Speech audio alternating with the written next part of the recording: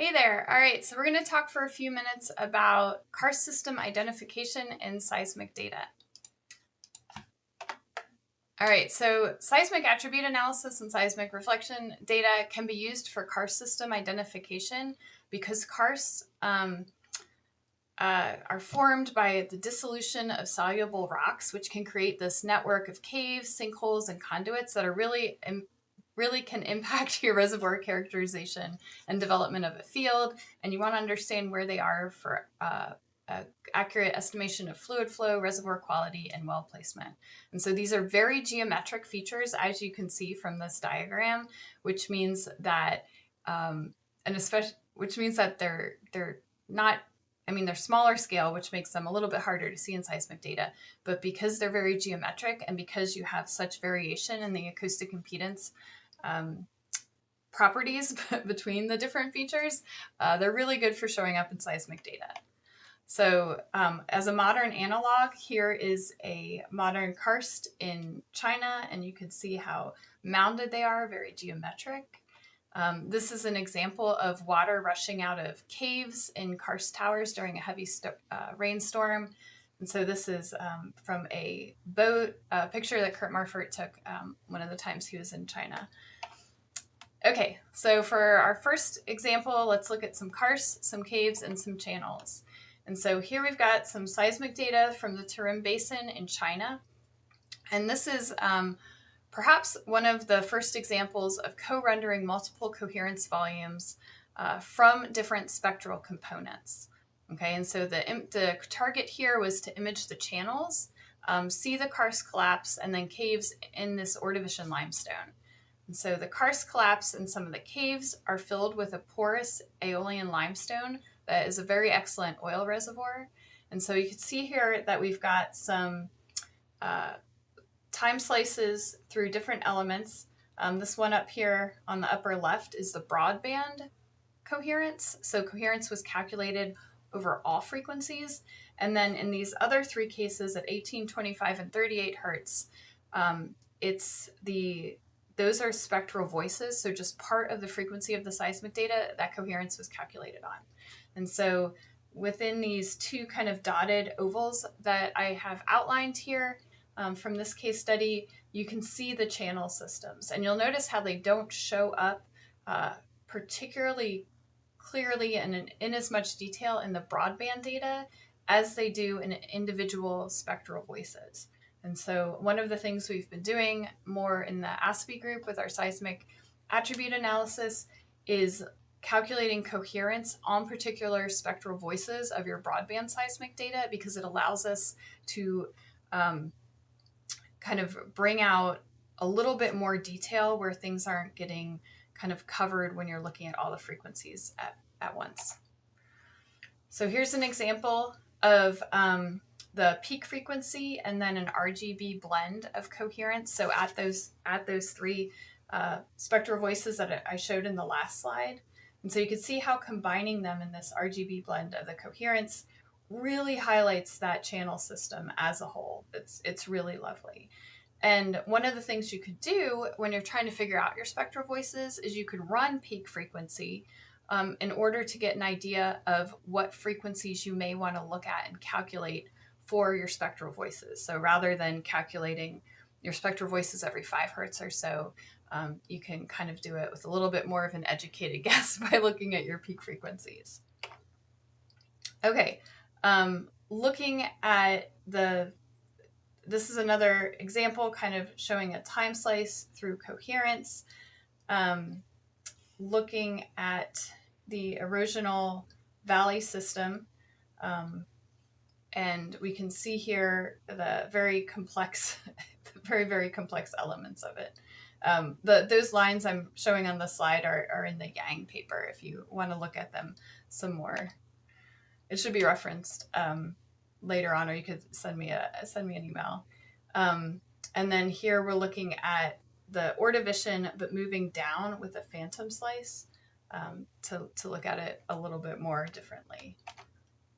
And then here is a time slice where we can see the interpreted caves. The interpreter has kind of mark them as black in the seismic software to try to show the connection of these cave systems. In this case, kind of cut by a river valley is the idea. Oh, wait, I had them in here.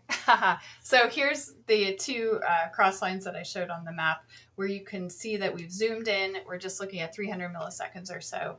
And you can see the collapsed caves. You can see how brightly they show up in amplitude with the well log information that kind of validates the interpretation also. Okay, let's look at an example of some topography with curvature and coherence. So like I mentioned before, these are very geometric features. So using the geometric attributes can be very, very helpful. So here we're looking in the Fort Worth Basin at the Ellenberger Dolomite. So this is in Texas of the United States. And what we've got here is the dip magnitude this time. Okay, so just the magnitude of how much is that horizon dipping, and as well as some cross sections through the data.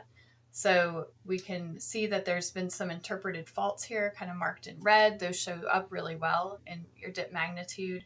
We've also got some areas where there may be a cave collapse, and then a larger collapsed feature kind of showing it right in here. And those you can see quickly on the dip magnitude, and then you could go looking for them in the seismic data. And so that's one of the things that I want to mention is that your seismic attributes often help speed up your interpretation. So running dip magnitude or running coherence lets you look at your field, your horizon area of interest as a whole.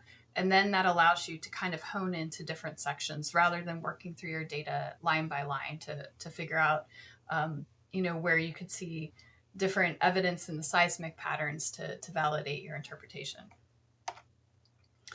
Here's zooming in a little bit more. So we've got the B to B prime and the C to C prime cross sections that I'm showing right here, and you can see the intersection of them for that larger kind of collapsed feature. Can also look at most positive structural curvature. Okay, and so this will be showing us kind of like the domes features. And so this is mapped on the top of that dolomite, just the same as the dip magnitude was in the previous slides. And we can notice some of those features. We can also look at the most negative structural curvature feature. It's kind of nice looking at it in 3D because you can kind of see a little bit more the texture of the curvature. And you can see some of those kind of collapses down in here. And then here's the coherence, which I think is really valuable to look at. So you can see it's showing those larger karst collapses. And then you can co-render your curvature with coherence. I've shown that a few times in different lectures to really bring out and highlight the system. And so now you can see the lineations of the faults. You can see the larger karst collapse. And then you can also do the same with most positive structure curvature, co-render the two of them also to get more details to interpret. So again, pattern recognition. And then you can also go in and you can combine both of them, your most positive and your most negative curvature with coherence, as I'm showing here.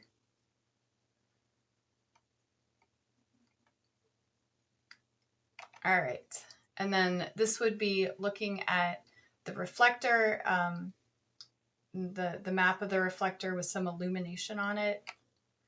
And then here's the inline amplitude gradient, the crossline amplitude gradient. So these are all different attributes. I'm going to go back between, all right, so we've got inline. So this is calculating the amplitude gradient, the change in amplitude along your inline versus along your crossline. And you can see that they highlight a lot of the same features. A few of them are a little bit different. And then here's our GLCM, so our grade level co-occurrence matrix dissimilarity, as well as the GLCM energy and contrast, as well as entropy. And then moving back to coherence, those hopefully show you, all of those examples hopefully show you different ways that you can use attributes and use different attributes to validate, to highlight, to kind of reduce the uncertainty in your interpretation as you move through a few of them at once. All right, so now we've got karst, sinkholes, collapse features, and more, and a typo that I got to fix later. So karst features can really affect your reservoir performance. So with collapse features, they can compartmentalize your reservoir. They can affect the deposition of overlying strata. So you can also have residual paleo highs that you may want to be on the lookout for, because these could be hydrocarbon traps. And you can also have solution enlarged fractures. And so these could be great fluid conduits if they're open, or they could be fluid barriers if they've been filled up. And so looking at some karst sinkholes, here's an example, looking at it in coherence, as well as a comparison to the Great Blue Hole in Belize. Yeah, those are both the Great Blue Hole in Belize. So you can see the similarities to them between seismic and our modern analog.